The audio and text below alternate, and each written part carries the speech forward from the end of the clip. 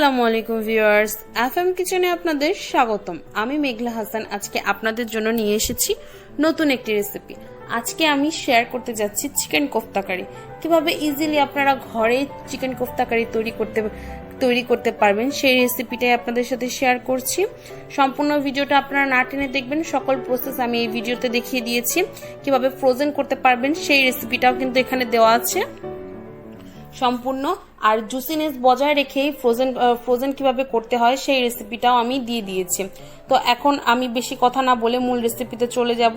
তার আগে আমার চ্যানেলটিকে সাবস্ক্রাইব করবেন। এই কোফতা কারি দিয়ে কিন্তু শুধু ভাত খাওয়া যায় না, যে কোনো কিছু আপনি খেতে পারবেন, রুটি, পরোটা, পোলাওর সাথে ওটা সার্ভ করতে পারবেন, মেহমানদের সামনেও সার্ভ করতে পারবেন। এখন আমি বেশি কথা না বলে মূল রেসিপিতে চলে যাচ্ছি।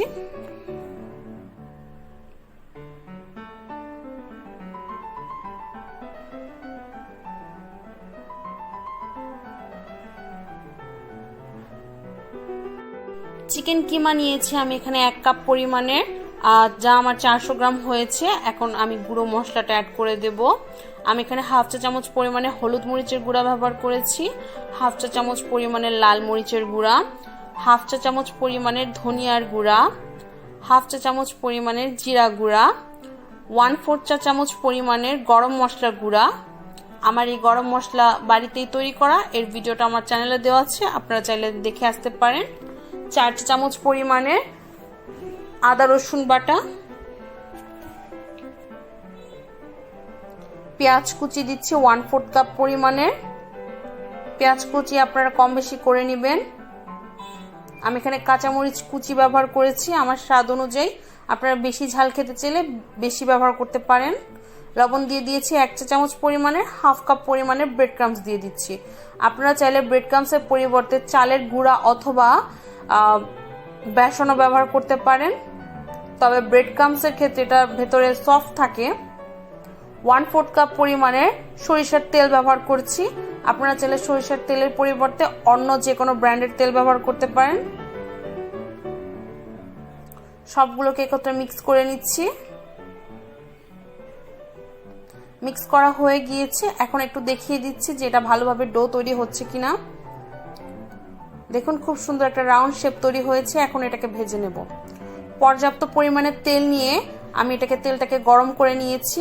এখন একে একে গোল গোল করে কোফতাগুলো ভেজে নেব।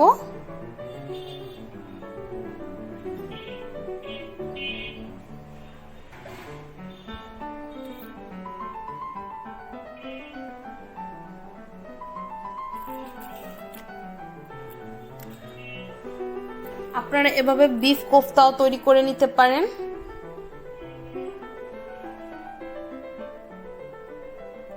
আমি চিকেনটাকে ব্লেন্ডারে ব্লেন্ড করে নিয়েছি। আপনারা চাইলে বাজারে যে চিকেনটাকে কিমা করে নিতে পারেন অথবা ব্লেন্ডারে ব্লেন্ডও করে নিতে পারেন। চিকেনটাকে এপিট ওপিট করে ভালোভাবে ভেজে নিতে হবে, একটার গায়ে একটা যাতে লেগে না যায় এমন ভাবে এটা ডোটা তৈরি করে নিতে হবে। দেখুন আমার কিন্তু একটার গায়ে একটা লেগে নেই। এটার কালার যখন একটু রেড ব্রাউন কালার হয়ে আসবে তখন এটাকে উঠিয়ে ফেলবো আমি।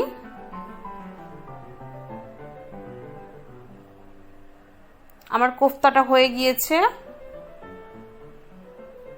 আমার এই কোফতাটা তৈরি করতে 7 থেকে 8 মিনিটের মতো সময় লেগেছে।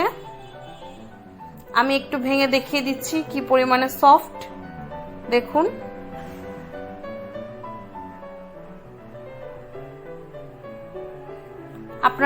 আপনারা এই সময়টা লবণটা একটু টেস্ট করে নেবেন। যদি লবণ কম হয় আবার লবণ দিয়ে ডোটাকে একটু ভালো করে মিক্স করে তারপর আবার এটা তৈরি করে নেবেন।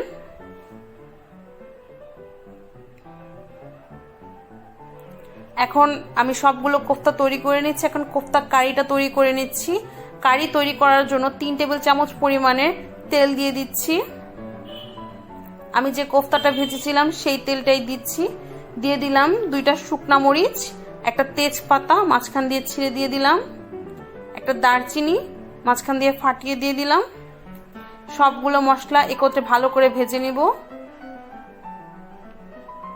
আর এখানে হাফ কাপ পরিমাণের পেঁয়াজ কুচি ব্যবহার করছি। আপনারা চাইলে পেঁয়াজ বাটাও দিতে পারেন।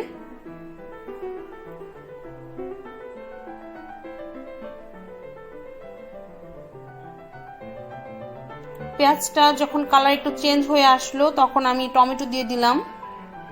টমেটো কুচি, একটা মিডিয়াম সাইজের টমেটো কুচি করে নিয়েছি। আপনারা চাইলে টমেটো পিউরিও ব্যবহার করতে পারেন। পেঁয়াজ আর টমেটো ভাজার পর আমি গরম মশলাগুলো দিয়ে দিচ্ছি।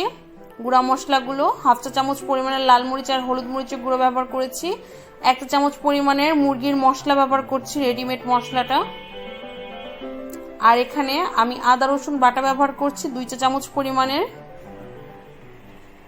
আর লবণ স্বাদ অনুযায়ী দিয়ে দিচ্ছি। খেয়াল করে একটু লবণ দিবেন, কারণ কোফতাতে লবণ দেওয়া হয়েছে অলরেডি।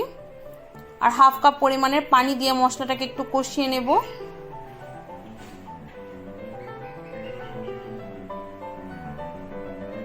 মশলাটা কষানো হয়ে গিয়েছে, দেখুন উপরে তেল চিটচিটে ভেসে এসেছে। ভালো করে নেড়ে চেড়ে আমি কোফতাগুলো দিয়ে দিব।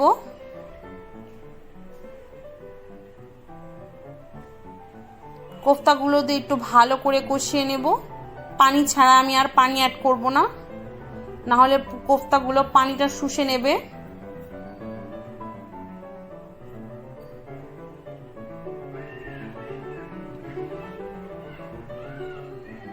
কোফতাগুলো কিন্তু আমার কষানো হয়ে গিয়েছে, চারদিক দিয়ে কিন্তু তেল দেখা যাচ্ছে।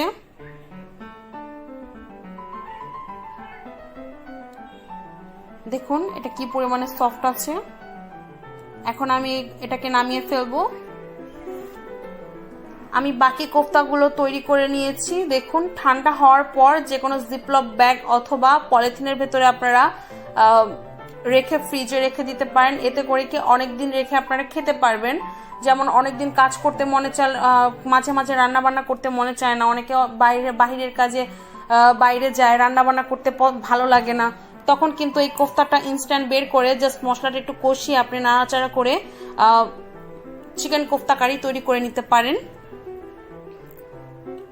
আমার ভিডিওটি আপনাদেরকে কেমন লাগলো প্লিজ আমাকে জানাবেন। এখানে আমার ভিডিও শেষ।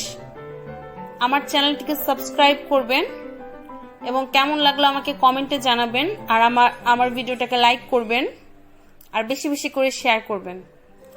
এখন আমি বিদায় নিচ্ছি। আমার জন্য দোয়া করবেন। আল্লাহ হাফেজ।